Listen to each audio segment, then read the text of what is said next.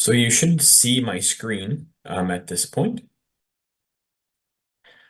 And all right, we are going to start today. So in terms of the eCLAIM site, you will only need to register once for the site, similar to other logins you might use on any online system you might use. You register once, and then you have your login name after that. It works the same way for the eCLAIM site.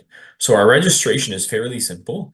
You'll need to enter whether you are the client managing your own funds or the person managing funds of a Passport client. So for today's session, let's say I'm the person managing funds. We'll enter your name as the person managing funds.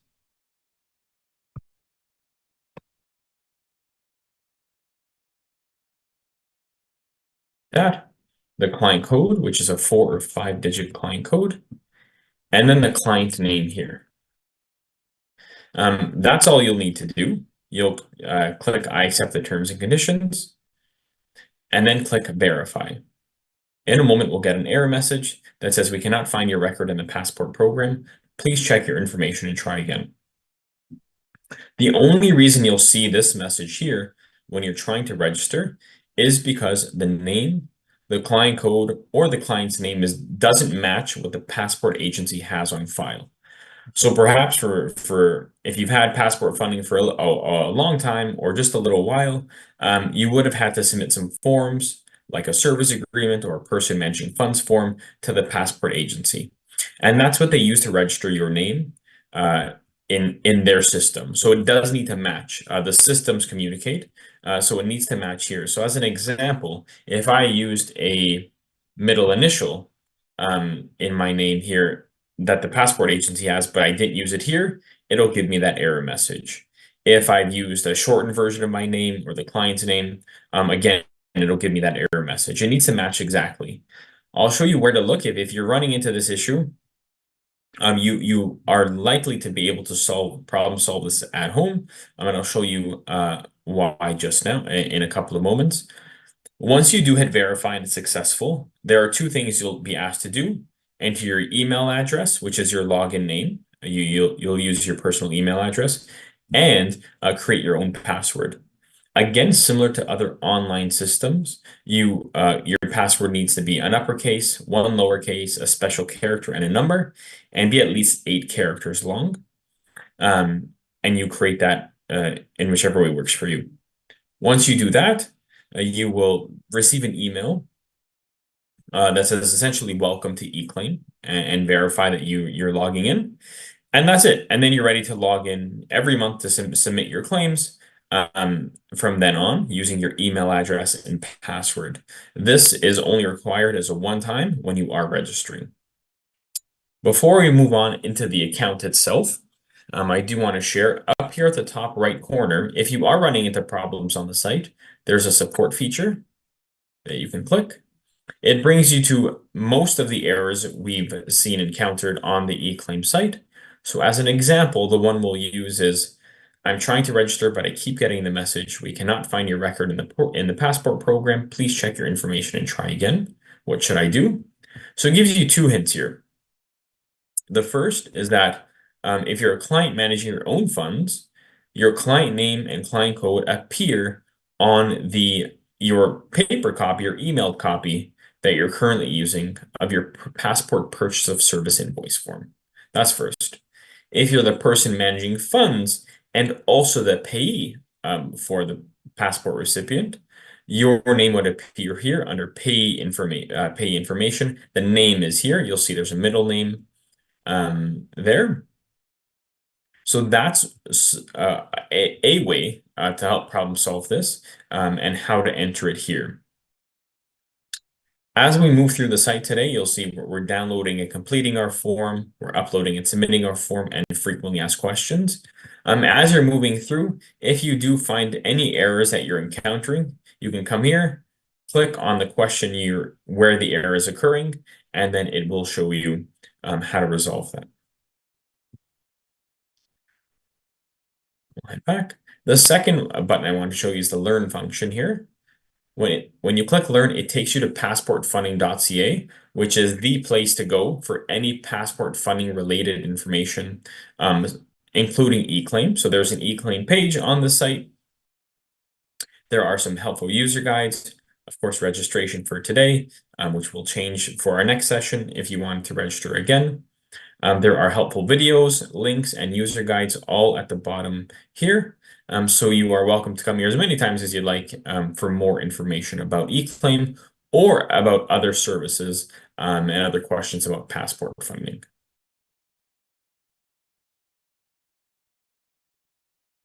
The last section is in French. If you wanted to work in French, you can change the site by clicking that. Today's session is in English, so we'll move back here. All right, so that is the registration page. Now, when you're ready, you've registered, everything's working fine. When you're ready to submit your claims, you can go to log into my account. And this is where it'll bring you. You can save this site. I'm on a test environment today, so please don't use that because it won't bring you anywhere. This is simply just for training exercises because you will see in a moment or two people's name, address, phone numbers, things like that. All of it has been made up for the purposes of today's session. So nothing you're going to see is any real people's information. Certainly, we want to make sure we're protecting people's privacy. So the site you'll use is eclaim.passportone.com. Just without the UAT there. But again, you'll get an email saying, here's this. Once you register, you get an email saying, here's how to log in. And it gives you that site in there. So no need to worry about writing this down. I'm going to sign in with my email address and password. Of course, if you forget your password, you can always click Forgot Password. It will send you an email link asking you to you can create a new password. Let's log in. Here we are. So this is the eCLAIM site. Before we kind of get started here, I do want to show you the support and learn and French features follow you throughout the site. So no matter which page you're on, they follow you here. The only thing different once you log in is you have your account information here. The person managing funds name would show here. You can log out or go to account information to change your password here. All right. So the first step of this would be to download your eCLAIM form. Before you do that, eCLAIM uses a fillable PDF or Adobe Reader application. So you'll see here in red text that it requires Adobe Reader installed. And it's a free program, so there's no cost to this at all. You can download Adobe Reader if you don't have it already on your computer here by clicking here.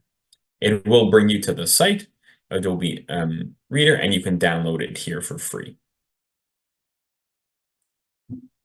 That is the only requirement of using the eCLAIM forms. The next thing we'll see down here, client's name, the client code, and download. So in order to get our personalized eCLAIM forms, we will click download here, the green arrow pointing down. It'll take a couple of seconds. You'll see succeeded here. And now one thing I want to share is my downloads on my computer pop up here. Yours might, when it's downloaded, you might see it down here. So it's the same thing. It just depends on our computer settings, the browsers we're using, things like that. So again, mine shows up here. I'll open it. And when we open it, you'll note this form is identical to the with a few formatting changes. The language you'll see and the boxes you're required to fill out are identical to what you know now as your passport purchase of service invoice form. Before we get there, I do want to show you this warning button here. It says, warning, you are using an unsupported PDF application. Do not fill out the eCLAIM form. Please download the latest version of Adobe Reader and open the claim in the Adobe Reader application. So what I've done here is downloaded it from the internet online into my browser. And right now I'm using Chrome. What I need to do in order to use this is save it to my computer. And I can do that by clicking this button here. And now it's going to ask me to save it to my I generally save things to my desktop, so that's what I'll choose. And I'll save this here. There we go. It's saved. Now I'm going to close this.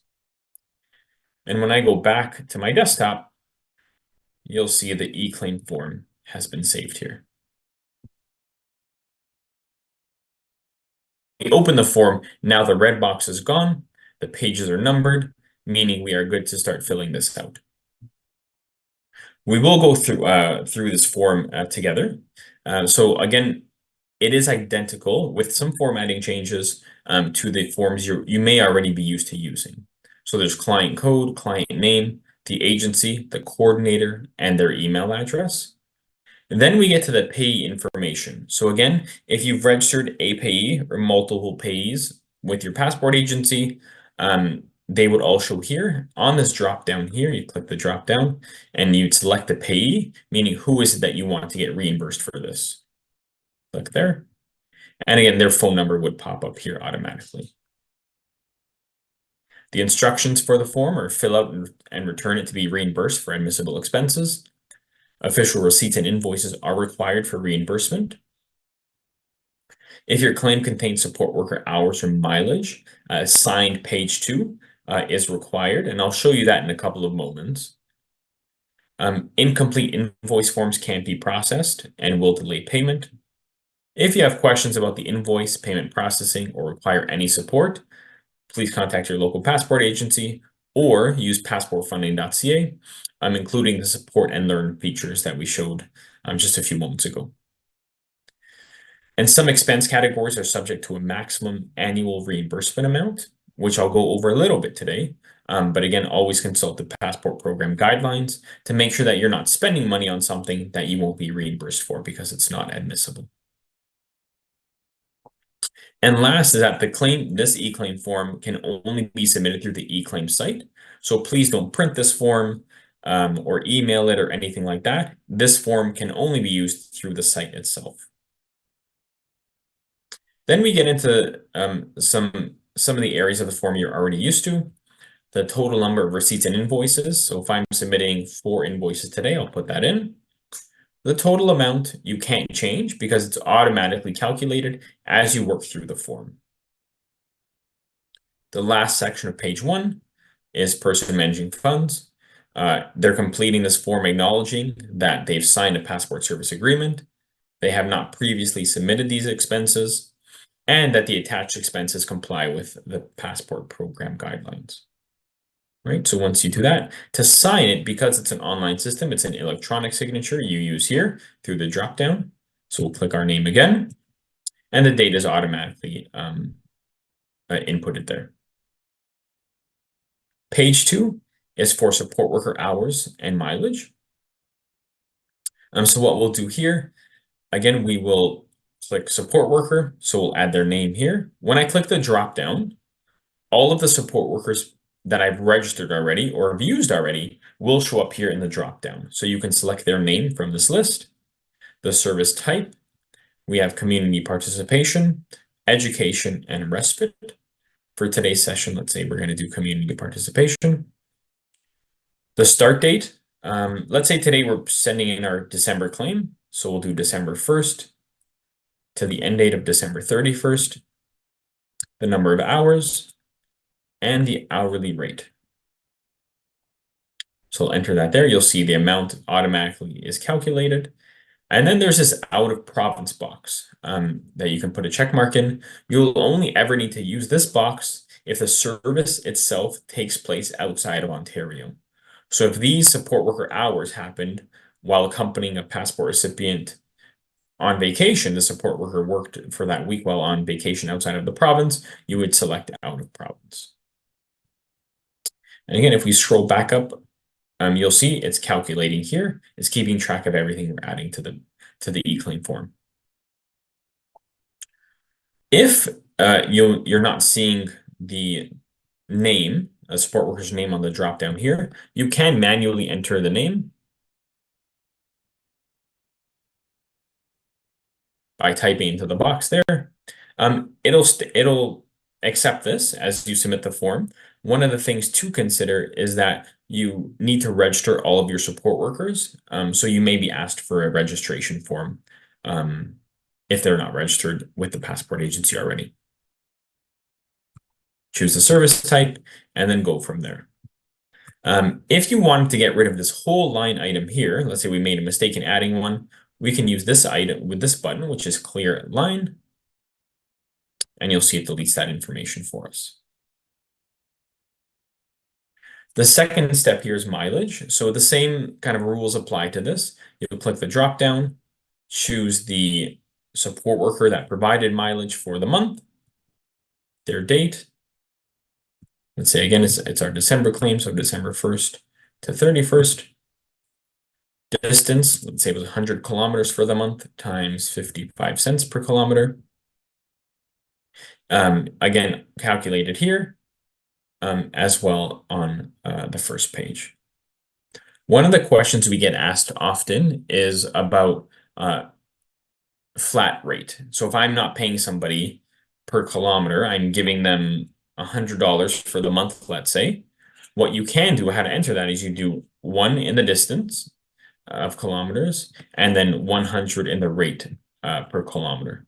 When PassportONE, who's processing this invoice, sees this, they will recognize it as a flat rate amount when it's so high.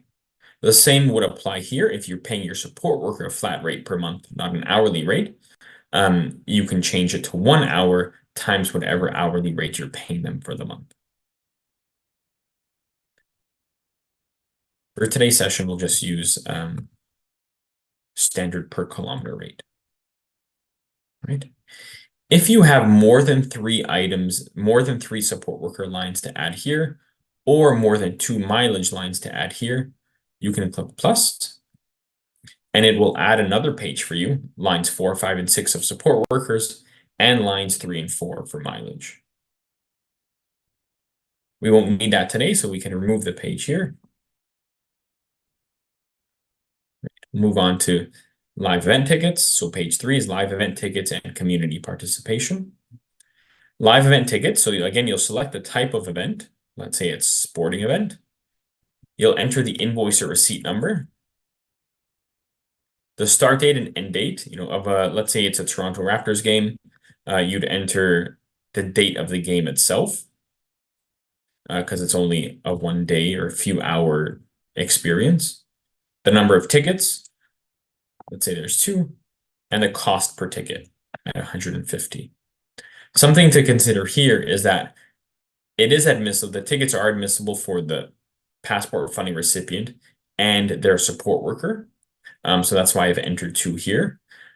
There is a maximum to this amount here, which is $150 per ticket. So you'll see it calculates to 300. If the tickets are more than $150, only up to $150 will be reimbursed by PassportONE. So if you're spending $400 on tickets, only up to 300 would be reimbursed for that. The invoice or receipt number, if you don't have one, for whatever reason, you need an invoice certainly, but if you don't see an invoice or receipt number on it, you can enter Y, meaning yes, I have the receipt and I'm attaching it for the invoices.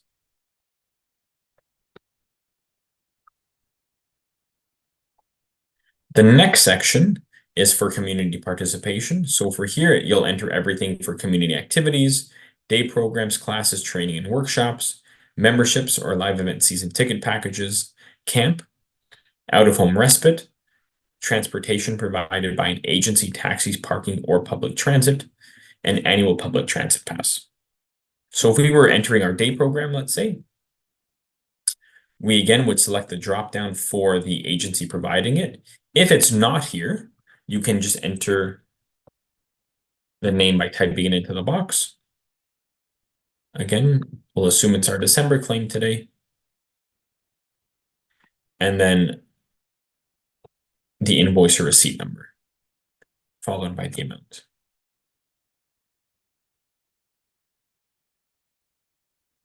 The same for page 2 is if you need more line items, you can add the plus button here to create an additional page for you. Then we have CPS, Supplies and Equipment and Technology, on page number 4. So again, similar to all of the other pages that we went through, you'll select the category. So let's say we're purchasing here for CPS Supplies and Equipment, a sensory item. You'd enter the name of the supplier here.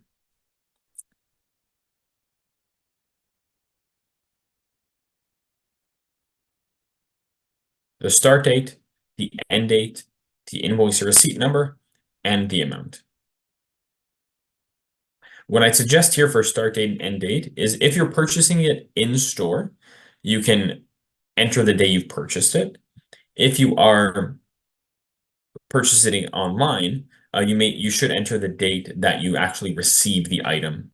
So the delivery date or estimated delivery date here. The next section is technology. So we'll see computers, laptops, tablets, and related accessories, cell phones and phone plans, technology services, other hardware, electronic items, and other services. So let's say we need a laptop for a course we're doing or something. We'll select that category. Best Buy. Again, let's say I went to the store and picked it up on the 29th of December, so I'll enter that. The invoice and receipt number. And then the amount as well. So again, you're just following through the page, creating, again, all of the invoices or receipts that you have. If you need more pages, of course, at the end of every page, just click plus to create an additional page. The last page is for person-directed planning, administration, and all other claims, including service types for support workers' vacation expenses while they support a client during holiday travel, support workers' meals, and any other type of service that isn't listed on the first couple of pages. This is a rare one to use, so it's not common to be using other types of expenses. So perhaps something that you're submitting for fits into another category already, but it is here in case it doesn't fit into one of the other categories. All right, so that's our claim form, and we filled out everything we've had for the month. Now what I'll do, of course, is save it. So we're submitting 4 invoices for about $1,755. So I'm going to save it by using this button here. And I save things to my desktop. You can rename it if you'd like, but I just leave it as eCLAIM dash the client's code. I'll save it. I'm going to replace it because the one I have saved right now is the blank one that we downloaded. So I'll click yes. It's saving. There we go. It's saved. So one of the reasons why we suggest using eCLAIM or encourage folks to use eCLAIM is because some of the common errors we see when a claim is submitted is things like, you're missing an hourly rate, let's say, or you're missing a date somewhere just by accident, right? If you're writing in paper and pen, you might miss something. If I didn't add my start date or hours here, and I try to save the form, it's not going to let me. It's going to let me know that I'm missing information for support worker hours is missing data. Line 1, which is this, please complete all fields for the line specified. So it's going to let me know that I'm missing information. And this is actually what helps speed up processing times and helps you be reimbursed quickly, is because these common errors are caught by the technology behind the site. So I'm not going to save it again. We'll close that. Now, one of the things I wanted to share was we need an invoice. If we're using support worker hours, they do need to physically sign the form. And so they may not have invoices. More likely than not, an independent support worker does not have formal invoices that they can give you. So there is here a support worker hours and mileage form. You can click here. It'll download. Again, we'll open that. It's what you might already see as your purchase of service invoice form. It's blank, so enter the client code and name, the support worker hours, whatever support worker hours they've done. And at the bottom of the page, you'll see the support worker's name is required and their signature is also required here. So again, they don't have a formal invoice. This is the page to use to have them sign off, essentially confirming, yes, if there's 20 hours here, yes, I've done the 20 hours and am being paid this amount. I'll show you what a completed one looks like in a moment. So we've downloaded and filled out our eCLAIM form. Now we're going to submit it to PassportONE. We're ready to submit it. We'll click submit. You'll see here there's an upload eCLAIM PDF form here. So we'll do that. Right from here, it's going to ask me which form do I want to upload. It was the one we just did. Sorry, 1 second. Let me try that again. I think I might just click the wrong one.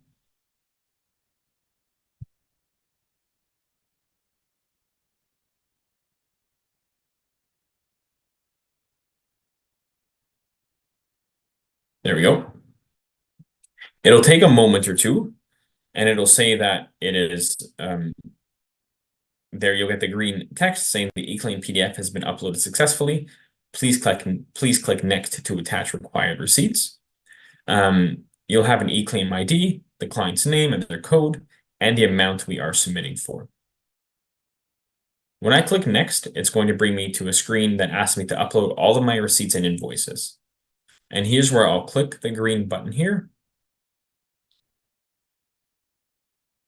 I will enter our Best Buy invoice. I can add that. We'll get a message here in a moment saying successfully added. There we are. I'll add our day program invoice.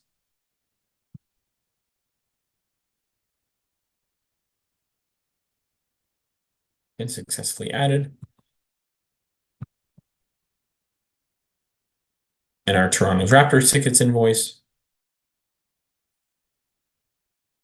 Here. And our support worker signed invoice form.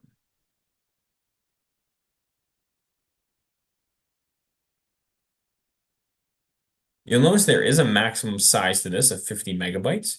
It tracks it for you here. So you'll see here the total number of files uploaded is 5 and the total megabytes is 4.39. So I still have quite a bit of space remaining here to upload more attachments if I had more invoices for the month.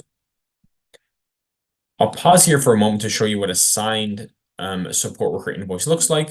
So again, you're filling out their information here, entering the client's name and code. And at the bottom, it just, again, it gives them space to sign and date this. Of course, their name, signature, and date are required.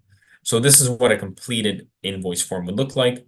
The only difference, of course, is that it would be their physical signature here in pen and paper.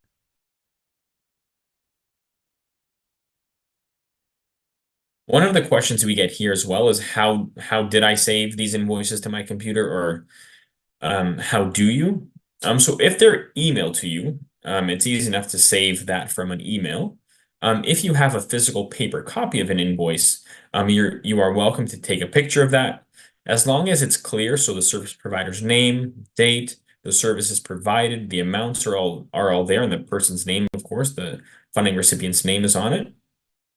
You're welcome to take a picture of that, email it to yourself, and then save it to your computer that way. That's what we've seen be the simplest way. So that's probably the best. You don't need a scanner for this or anything like that. If you have a phone that can take pictures clearly, you are welcome to use that as well. All right, so we'll click now. I've added all of my invoices. I'll click next. The last step I get here is by selecting submit. I confirm that all required invoices and receipts have been attached. I understand that once I confirm the submission, I can't make edits or revise it in any way. So if there are, if you're thinking you might have made a mistake, you can go back and kind of revise it if you needed to.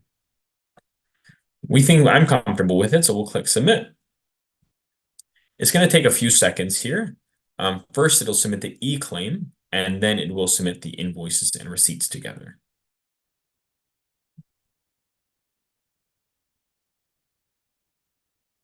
So there's our first message that an eCLAIM is submitted successfully, and we'll wait for our second one here. There we are. The eCLAIM receipts and our invoices are submitted successfully.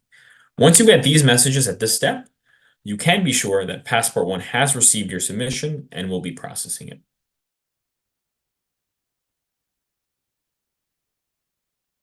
So I'm going to exit here. The last step I wanted to show you is nothing you need to do, but it is where you can check the status of your claim.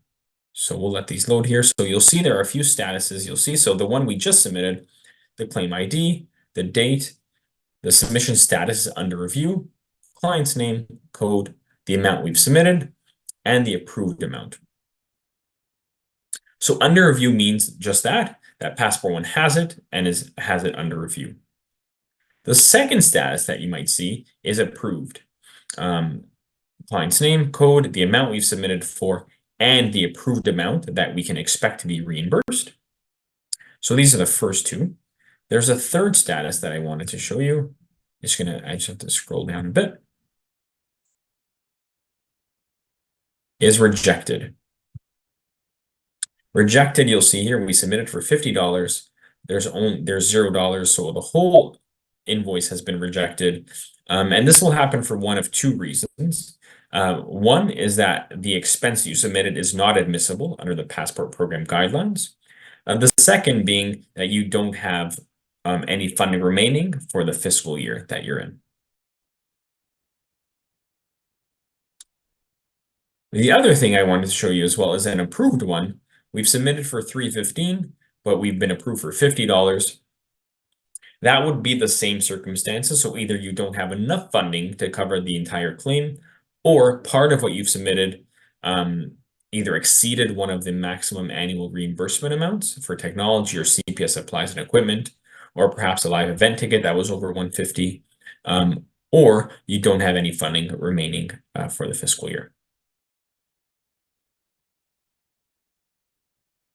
And the last one I want to show, the fourth and final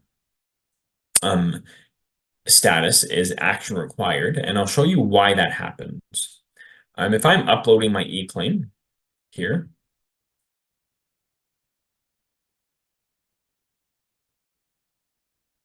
and I get to this spot, and it says the eCLAIM PDF file has been uploaded successfully, and I now realize I've misplaced or never received an invoice, a day program invoice. I'm waiting for them to email it to me, or I've misplaced, my movie tickets that I wanted to attach as here as well. What I can do is exit, and it's going to let me know that I haven't submitted my eCLAIM file yet. Am I sure I want to exit? I'll click yes. And once we refresh this page, you'll see here, the one we're just about to submit, the date, the client code, the amount we're submitting for is here. The next day, or whenever I find those invoices that I want to submit, I can click continue eCLAIM, and it brings me right back to the part where I can attach my invoices. I don't need to start this process all again. The other thing you can do here is if you made a mistake on the entire claim and want to start again, you can just delete it, and it'll delete the claim before you submit it to PassportONE. That will also show up on your status. So you'll see here, if you check any of the status of your claims and see any action required, it means they weren't actually submitted to PassportONE just yet. You still need to attach your invoices and receipts, which is the only reason you will have the action required status show up here. All right, so that is downloading, submitting, and checking the status of your claim, as well as we went over registering and logging in.